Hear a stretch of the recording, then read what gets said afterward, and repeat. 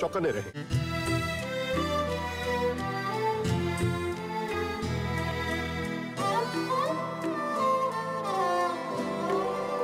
गजल में बंदिशो अल्फाज ही नहीं काफी, गजल में बंदिशो अल्फाज ही नहीं काफी, जिगर का खून भी कुछ चाहिए असल के लिए,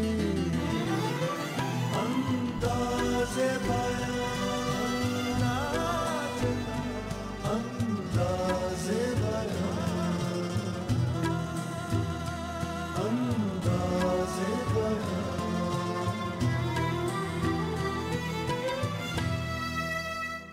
आदाब नाज़रीन, अंदाज़े बयां की इस महफिल में आप सभी का खैर मकदम है। मैं हूं सरवत ज़हरा। दिल वो नगर नहीं कि फिर आबाद हो सके, पछताओगे सुनो ये बस्ती उजाड़ के। जी हाँ नाज़रीन, ये मीर तकी मीर ही हैं जिनके दिल का उजड़ना दिल्ली का उजड़ना है। उर्दू गज़ल में मीर को जो मुकाम मिला वो अब तक किसी दूसरे के हिस्से में नहीं आया। गोया उर्दू के सबसे बड़े शायर मीर ही करार दिए जाते हैं। मीर अकबराबाद आगरा में सन 1725 में पैदा हुए। उनके वालिद एक सूफी फकीर थे। बचपन से ही मीर दिन रात सूफियों और आलिमों के साथ उठते बैठते, उनकी बातें सुनते और सादा जिंदगी बसर करते थे। अभी वो सिर्फ 10 बरस के ही थे कि वालिद राही अदम हुए। वालिद के बाद सौतेले भाइयों ने उनको इतनी तकलीफ पहुंचाई कि उसी हालत में उन्हें आगरा छोड़ना पड़ा। दिल्ली आकर वो अपने सौतेले मामू खान आरजू के यहाँ ठहरे। खान आरजू अपने वक्त के बहुत बड़े आलिम और कई शुअरा के उस्ताद थे।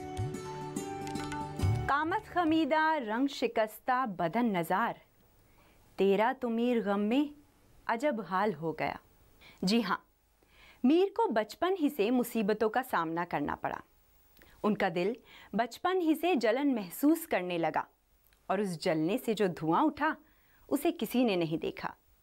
तभी तो वो कहते हैं, देख तो दिल की जान से उठता है, ये धुआं सा कहाँ से उठता है।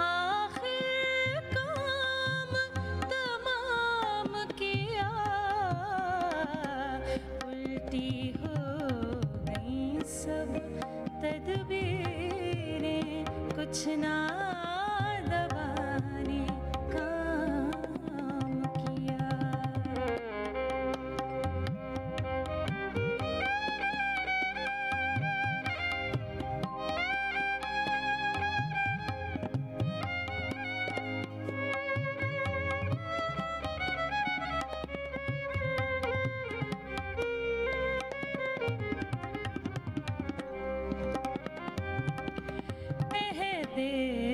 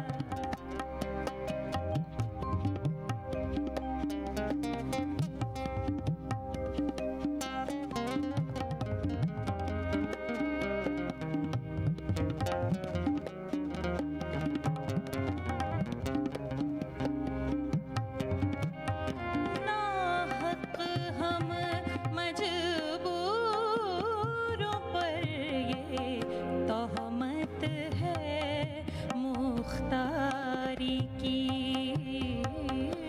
नाहक हम मजबूरों पर ये तोहमत है मुख्तारी की।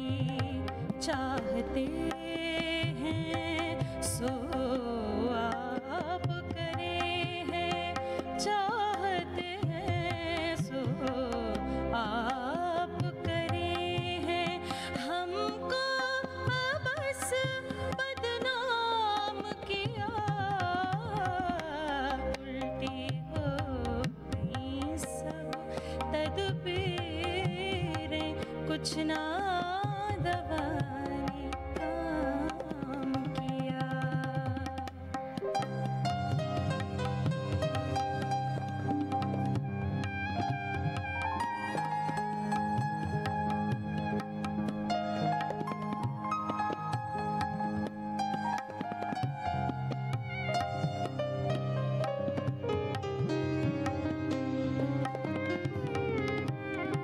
मीर के दिनों मज़हब का अब, मीर के दिनों मज़हब का अब, पूछते क्या हो उनने तो कश्का खींचा, देर में बैठा कब का तर्क इस्लाम किया,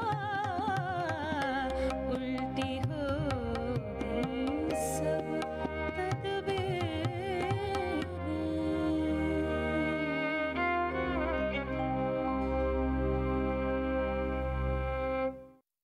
क्या बूदोबास पूछो हो पूरब के साकिनों, हमको गरीब जान के हंस हंस पुकार के।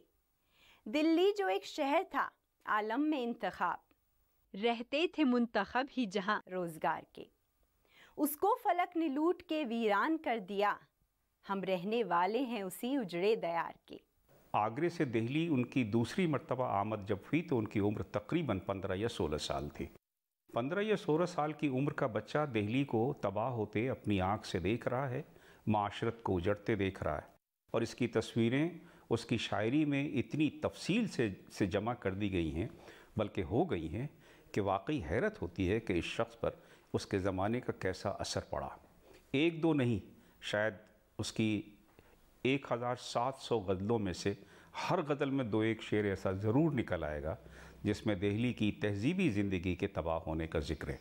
ज़्यादातर तो ये होता रहा है कि हम ये देखते रहें कि मीर एक मुंतशिर, एक टूटती बिखरते माशरे का नुमाइंदा है और उसकी तर्जुमानी करता है, लेकिन हम इसे नज़रअंदाज करते हैं कि वो और इसके अलावा उस आदमी को दरियाफ्त करता है जो इस माशरे में बिल्कुल अकेला हो गया, जिसके रिश्ते नहीं, जो आदाब भूलता जाता है इंसानियत के। ये शायरी हमारे ज़माने के लिए अहम है। हमारे ज़माने के लिए इसलिए अहम है कि हम इंतशार के एक बिल्कुल नई डिफिनेशन के सामने हैं। अब भी हम मुंतशिर हैं, लेकिन मुंतशिर होने के असबाब हमारे इतने कवी हैं जिन्हें हम अपनी जगह से हिला भी नहीं सकते। दिल्ली पहुंचकर मीर ने बहुत से अमीरों के यहाँ मुलाजमत की, कहीं लड़कों को पढ़ाया, कहीं मुसाहिबत किए, मगर कोई वक्त ऐसा नहीं गुजरा जिसमें उनको चैन मिला हो। जैसी दुख भरी हालत दिल्ली की थी, वैसी ही जिंदगी मीर की है। अगर कोई इस ज़वाल आमादा समाज को शायरी के रूप में देखना चाहे तो वो उसे उस वक्त की तारीख में नहीं बल्कि मीर के कलाम में साफ तौर से दिखाई पड़ेगा। उन्होंने खुद कहा है, बरहमी हाल की है सारी मेरे दीमा में, सैर कर तू भी ये मजमुए परेशानी का। दिल्ली की हालत रोज बरोज बिगड़ती जा रही थी। बहुत से शुअरा दूसरे शहरों की तरफ चल पड़े थे। सौदा, सोज और कई दूसरे शायर लखनऊ जा चुके थे। मीर ने भी जब दुश्वारियां बढ़ती देखी तो लखनऊ की राह पकड़ी और सन 1781 में वहां पहुंच गए। नवाब आसिफुद्दौला ने उनका खैर मकदम किया और 300 रुपए माहवार वजीफा मुकर्रर कर दिया। मीर अपने उफ्ताद मिजाज से बहुत नाजुक दिल थे। खुददारी बहुत थी, और अपनी इज्जत और तौकीर की हिफाजत के लिए बड़ी से बड़ी आफत बर्दाश्त करने को मुस्तैद रहते थे। नतीजा ये हुआ कि नवाब से उनका निबाह ना हो सका और उन्होंने दरबार जाना छोड़ दिया। फिर भी आसिफुद्दौला ने उनका वजीफा जारी रखा। सन 1810 में लखनऊ ही में उनका इंतकाल हुआ। मीर ने अपनी जिंदगी तकलीफ और बदहाली में गुजारी थी, इसलिए उन्हें उजड़ी हुई दिल्ली की अलामत कहना गलत ना होगा। सूफी मनीष बाप ने उन्हें सिखाया था कि दुनिया में मोहब्बत के अलावा और कुछ नहीं। ये बातें उनके अंदर रस बस गई थी और उसने उनकी शायरी में जिंदगी की आग पैदा कर दी थी।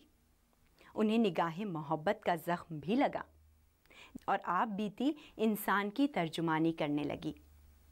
उनकी ये गज़ल सुने जिसमें आपको भी अपने दिल की तर्जुमानी महसूस होगी।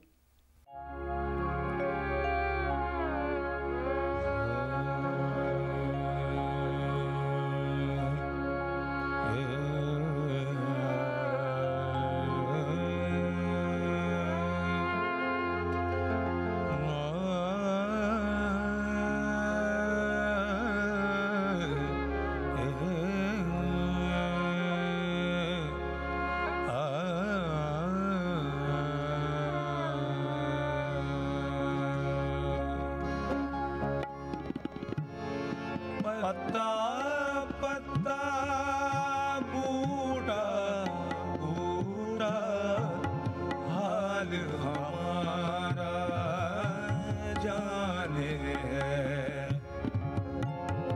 जाने ना जाने गुल ही न जाने बाग तो सारा जाने है। पत्ता पत्ता बूटा बूटा हाल हमारा जाने है। पत्ता पत्ता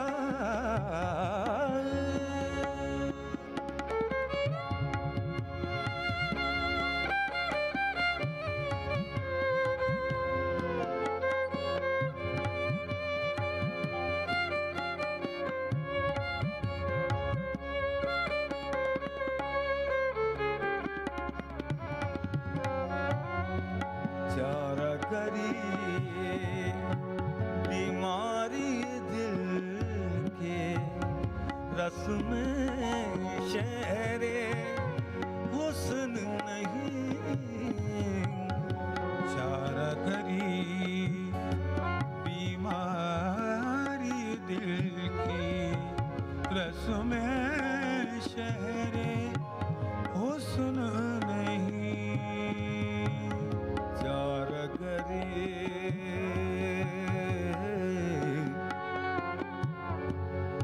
चारा करे चारा करे चारा करे चारा करे चारा करे चारा करे बीमारी दिल के रस में शहरे हुस्न नहीं। वरना दिल पर नादां भी इस दर्द का चारा जाने है। वरना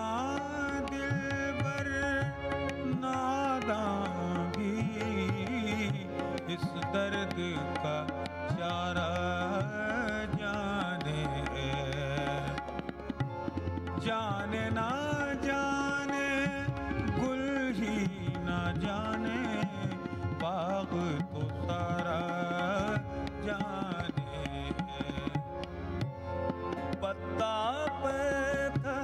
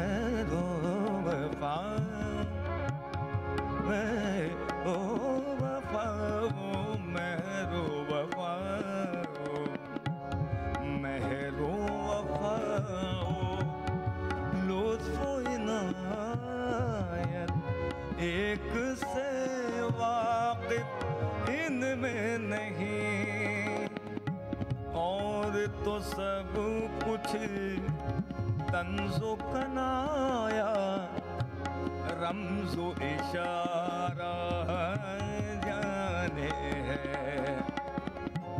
और तो सब कुछ तंजो कनाया, रमजो इशारा जाने है।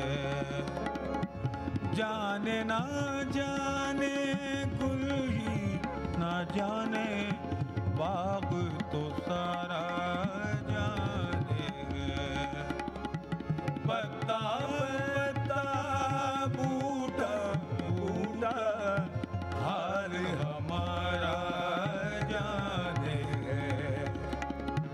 पत्ता पत्ता बूटा बूटा हाल हमारा जाने है।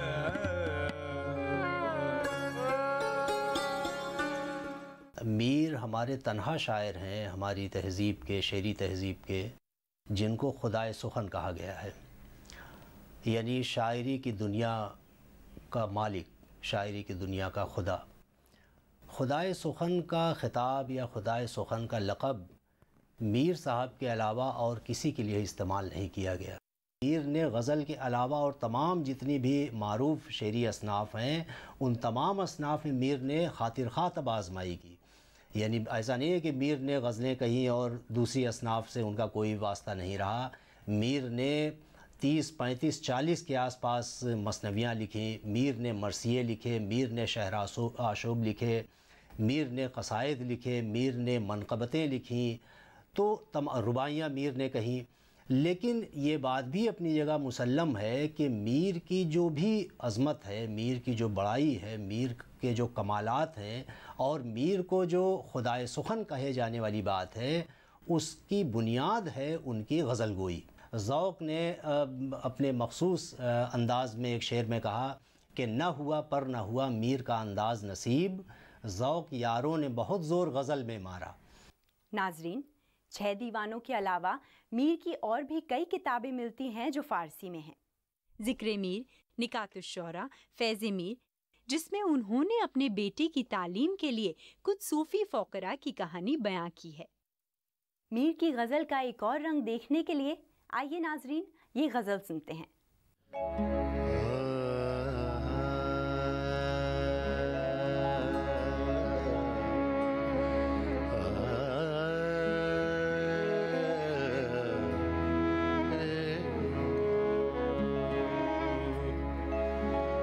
हस्ती अपनी बाप की सी है, हस्ती अपने बाप की सी है। ये नुमाइश शराब की सी है, ये नुमाइश शराब की सी है। हस्ती अपने बाप की सी है।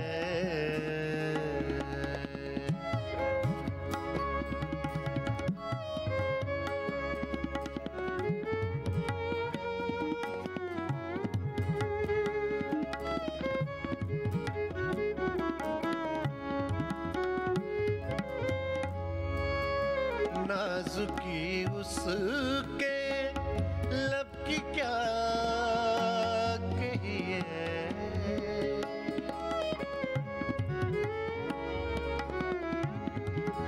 नाजुकी उसके लब की क्या कहिए। पंखड़ी गुलाब की सी है, पंखड़ी एक गुलाब की सी है। हस्ती अपने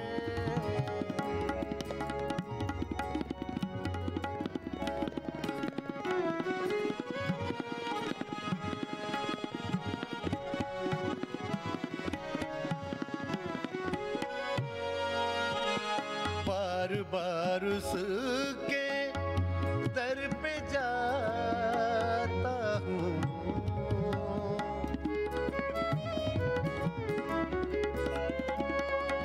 बार बार उसके दर पे जाता हूँ, हालत अब इस तरह की सी है, हालत अब इस तरह की सी है, हस्ती अपने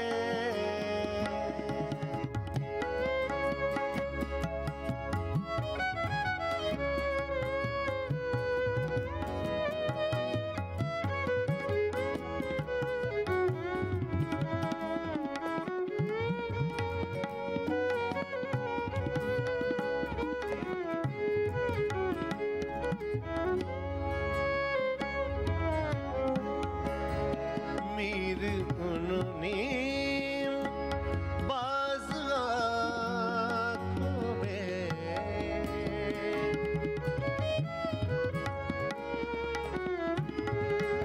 मीर उन्होंने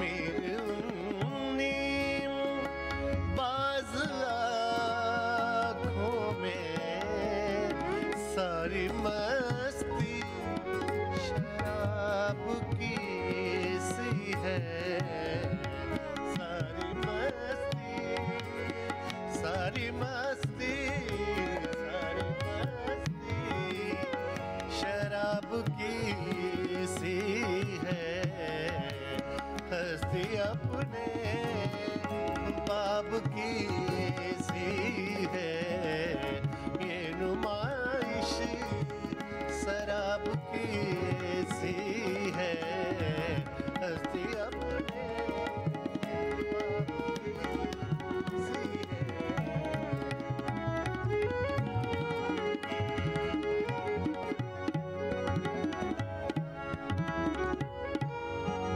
हस्ती अपने बाप की सी है, हस्ती अपने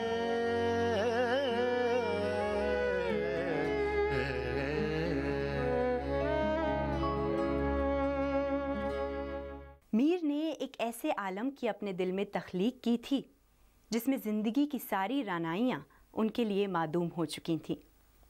उनके चमन में अगर फूल खिलते थे तो इसलिए कि मुरझाएं। मीर की शायरी में इस ज़िंदगी की दिलदोज़ और दिलचस्प तस्वीरें मिलती हैं। कहीं कहीं तो उस वक्त के वाक़यात की तरफ साफ इशारे भी दिखाई पड़ते हैं, मगर ज़्यादातर उस माहौल की अक्कासी की गई है जो सामाजी इन्हितात के नतीजे में पैदा हो रहा था। वो पनाह लेना चाहता है तसव्वुफ़ में, मज़हब की उस शक्ल में जो शक्ल मादी दुनिया से कोई ताल्लुक़ नहीं रखती। लेकिन एक बात जो ख़ास मीर के साथ मखसूस कही जानी चाहिए वो उसके आदमी का तसव्वुर है। वो अजीब व गरीब शख्स है। ये देखिए, गज़ल की शायरी में हमेशा आशिक़ के मानी सिर्फ़ आशिक़ नहीं होते, बल्कि आशिक़ के मानी आम आदमी भी हो सकते हैं, बल्कि हैं। मीर ने अपने एक शेर में ये कहा है, मारना आशिक़ों का गर है सवाब तो हुआ है तुम्हें सवाब बहुत। और दूसरे शेर में कहा है, कुश्तने मर्दुमा अगर है सवाब तो हुआ है तुम्हें सवाब बहुत। फ़कीराना आए सदा कर चले, मियाँ खुश रहो हम दुआ कर चले। आज के अंदाज़े बयां की महफिल को यहाँ वक्फा देते हैं। अगली बार फिर एक शायर और उनके कलाम के साथ मैं सरवत ज़हरा हाजिर होंगी। तब तक के लिए हमें दीजिए इजाज़त। खुदा हाफ़िज़।